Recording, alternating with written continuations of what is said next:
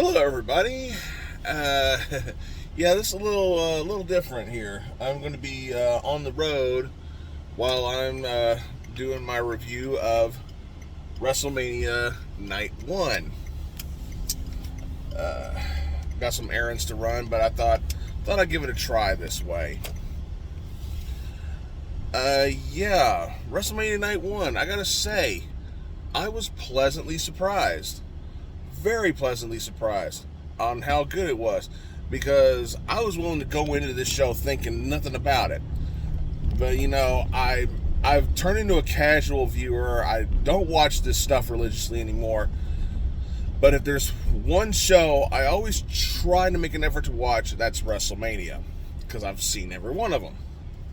Because I'm old. But watching WrestleMania 38 Night 1, I gotta say, this particular night, I haven't watched Night 2 yet.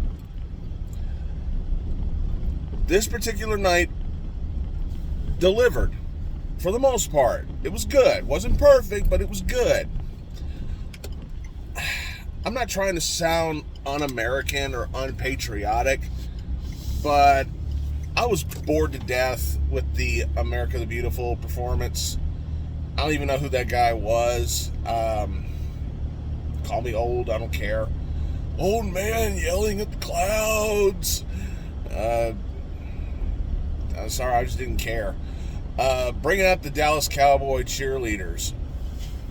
You want to know how old I am?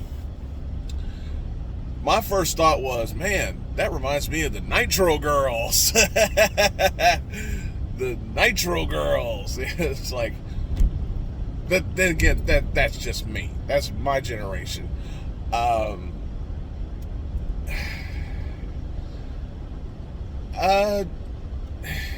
Okay, you open the show with the SmackDown Tag Team Championship. And I'm sorry, but this match should have just been on an episode of SmackDown. Because I look at the Usos and I'm like, okay, well-established tag team. Not without their personal problems. DUIs. And then I look at the team of Rick Bogues and Shinsuke Nakamura. Now I look at Rick Bogues and I'm thinking, this guy's got a good look. The guy's obviously over with the crowd. The dude looks like an over-muscular Freddie Mercury. I really dig this guy's look. I really dig his look. I think he's got a good connection with the crowd. And then I look at a guy like Shinsuke Nakamura and I'm thinking to myself, why the hell is this guy still with the company? Why is he still with the WWE? Because this guy won a Royal Rumble. He was a beloved star in the eyes of a lot of the Meltzer marks. So why isn't this guy getting a bigger push? And hell, there are times I actually forget that he's still employed with the company. I think this guy could have a better career in places like AEW, or he can go back to New Japan Pro Wrestling where all the Meltzer marks can pleasure themselves to him. It's like, it is what it is. And the injury to Rick Bogues, if it's a legit injury and not a kayfabe injury, if it's a legit injury, then that's just too bad. Because I see something in him. I really do. As far as the Usos retaining, I probably guessed that was going to happen anyway. Even if the injury was legit or kayfabe, even if that spot didn't happen, I still saw the Usos retaining. So I wasn't devastated when the Usos retained. Yeah. Drew McIntyre versus Happy Corbin. I gotta say, these are two guys I'm not really a big fan of. I mean, you look at Drew McIntyre. 2 years ago, this guy beat Brock Lesnar to become WWE champion. And then last year, he opened WrestleMania, but he was still competing for the WWE title.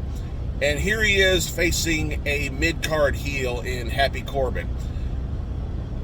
And I don't agree with everything OTRS Central says, but I do agree with him when he goes on his rants about how the Happy Corbin character was a wasted opportunity where they could have really built something with a broke-ass Baron Corbin as a babyface and had a true rags to riches storyline building off a Royal Rumble win and a win at WrestleMania. I mean, it was practically gift-wrapped to them, and they dropped the ball.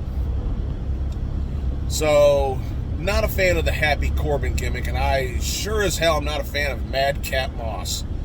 Of all the people that constantly get cut and released, why is Madcap Moss still employed with the company? I don't like his look. I don't like his gimmick. I don't see any appeal in a Madcap Moss. Happy Corbin could have been done a lot better. But with that being said, this match actually surprised me. I actually was kind of digging this match. There were some cool spots in there.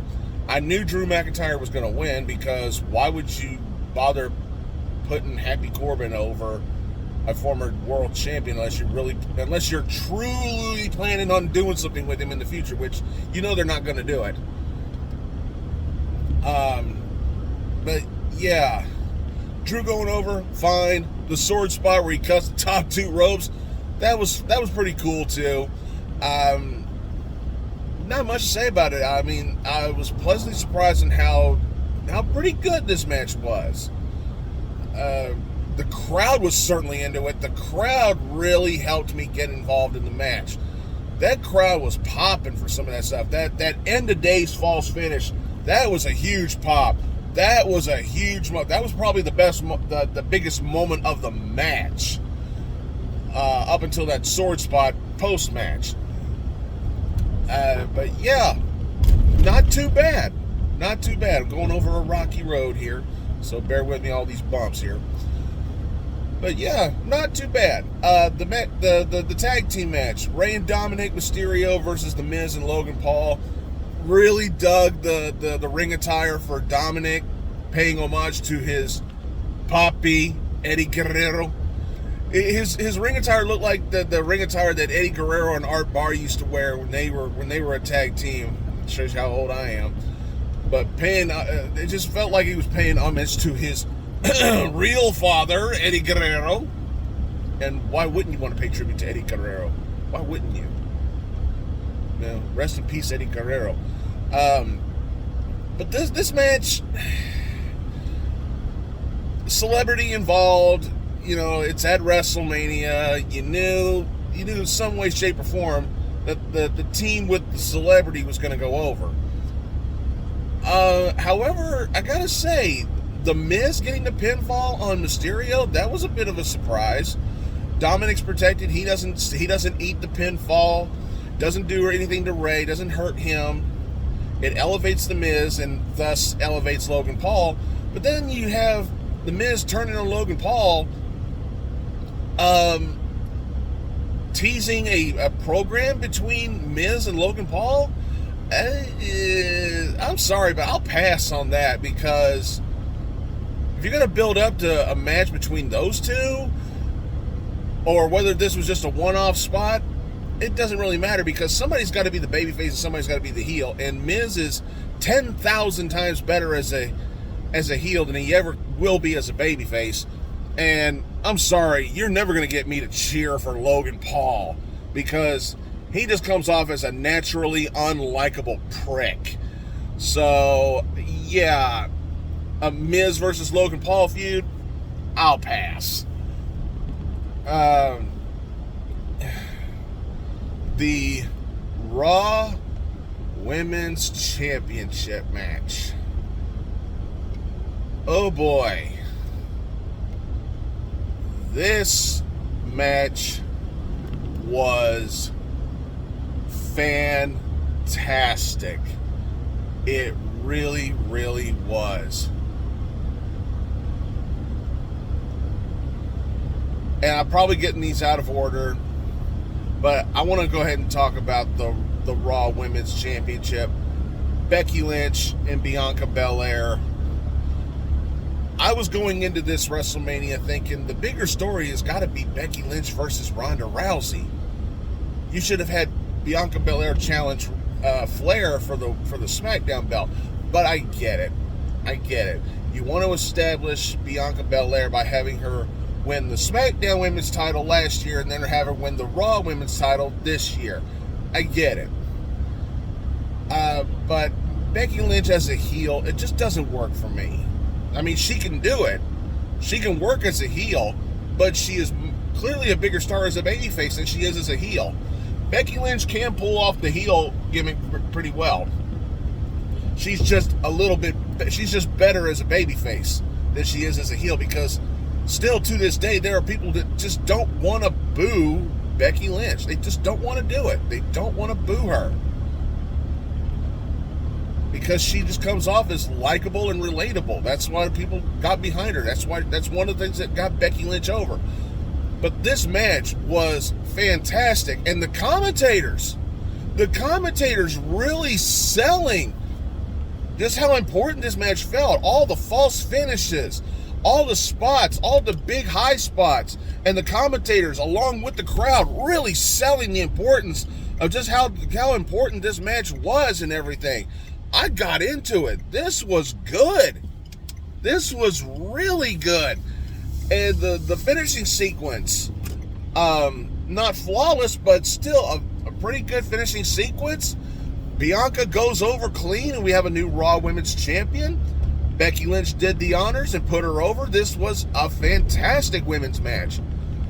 In my opinion, this is the match that should have preceded the main event. Seth Rollins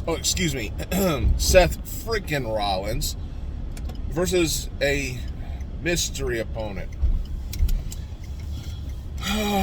Everybody knew it was going to be Cody Rhodes. Everybody knew. This was one of the worst kept secrets in wrestling today. This was so damn predictable. So predictable.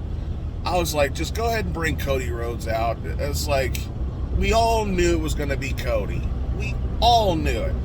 Now, I've often said in the past that predictability is not always a bad thing when it comes to professional wrestling. Then you get to this match. Cody got one hell of a pop when he came out. He got one hell of a pop, and the crowd was definitely behind him, which that works. That tells you that Cody is well suited better in the WWE than he is in AEW. Because in AEW, he just came off very unlikable. And in WWE, he has more direction for his character, and he has more and better direction for where he should be as a character, rather than him just booking himself and how he should, and how he feels he should be done in AEW. I think there will be better direction for him in WWE. Now, will he be a bigger star in the WWE than he was in AEW? That's still up for debate. But seeing Cody Rhodes get the response he did, it's what made this match more of a moment than a match. I look at this as more of a moment. My biggest complaint is that there were too many spots and this match went way too long. They should have made this more of a moment than an actual match. If you could have condensed it down to a 5 or 6 minute moment instead of a 20-minute match, I think it would have got off a lot better than it did. Just have Cody do his spots, have Seth get a couple of false hope spots in there, but that's all you needed to do. This didn't need to drag out to a 20-25 minute match. It didn't really have to. If you could have condensed it down to under 7 minutes, it would have been better. It would have been better. But Cody Rhodes going over, that was also predictable. You're going to bring this guy back, just have him job to Seth freaking Rollins, whatever. But it is what it is. The SmackDown Women's Championship. Fuck this match. Next. Yeah, fuck everything about that match. Next, the main event, the KO show versus the KO show featuring Stone Cold Steve Austin. And it ended up being a match. Like, legit. Referee rings the bell. It is a match. A no-holds-barred match. Kevin Owens versus Stone Cold Steve Austin. And for anybody that says that Kevin Owens got buried here, what the hell are you smoking? Because how was Kevin Owens buried? You want to talk about 19 years since Austin stepped into the ring to perform a match. And do you realize how much trust both Vince McMahon and Steve Austin himself had to have in Kevin Owens to pull off a match? When we couldn't get a match between Austin and Goldberg, Austin and Brock Lesnar, Austin and Roman Reigns. You know, one more match between Austin and Triple H, or Austin and Michaels, or Austin and Undertaker. All the names you could have put Austin in the ring with in the past 19 years, Austin didn't do it. But he has enough trust, as well as Vince McMahon. They have enough trust in Kevin Owens to get Austin back in the ring after 19 years. How in the hell is that a burial? God damn it, that is a push. That is not a burial. And for anybody that says that it's a burial, get off your ass, go knock on Dave Meltzer's door, and bow down and kiss his ass like you know you will. This was not a burial. This elevates Kevin Owens, because if they're able to trust him to take care of Stone Cold Steve Austin at the biggest show of the year, that is saying a lot. That is a huge compliment to Kevin Owens. And for Austin to go over, of course he's going to go over. The storyline writes itself. Kevin Owens is being a bully. He's being an asshole. So you need the Texas hero to shut his mouth. That's storytelling. That's character development. That is professional wrestling. This worked. This was fantastic. Who cares about 5-star quality high spots and all that shit? This is what professional wrestling needs to be. You get two guys in there, you tell a story, you develop characters, and you get the crowd emotionally invested. This worked. This was a WrestleMania-worthy match. And for anybody that says Kevin Owens got buried, go to hell. This is a push. And for Austin to get that moment and to have Kevin Owens actually have a competitive match, and it's not even a squash, it's competitive. There were spots where you felt, oh God, can Austin take these bumps? And Austin was taking bumps. He took suplexes on the floor. He performed suplexes on the floor. They were fighting in the crowd. They were doing all kinds of stuff. Austin took a stunner. There was that false finish where Austin took a stunner and you thought, oh my God, are they actually going to put Kevin Owens over? But in the end, Austin gets the stunner and he goes over. This was amazing. This worked on so many levels. To hell with Dave Meltzer's idea of how wrestling should be. To hell with that. This was fantastic. And if you disagree with me, then I don't know what to say to you. If you disagree with anything I just said, I don't really consider you a wrestling fan. You're a fucking Meltzer mark. And that's the bottom line, because I said so. This was great. Great way to finish off the show. Sending the folks home happy after night one. Fantastic. Loved it. So there's my review of WrestleMania 38 Night 1. The review of Night 2 will probably be coming within the next couple of days, as soon as I can find time to do it. But there you go. Hope you enjoyed it. Please subscribe if you haven't done it already. Check me out on Instagram at Blugoblin01. Check me out on TikTok, wherever you want to find me. Yeah, WrestleMania 38, Night 1. A pleasant surprise. I went in there expecting hardly anything and was pleasantly surprised. Hope you were too.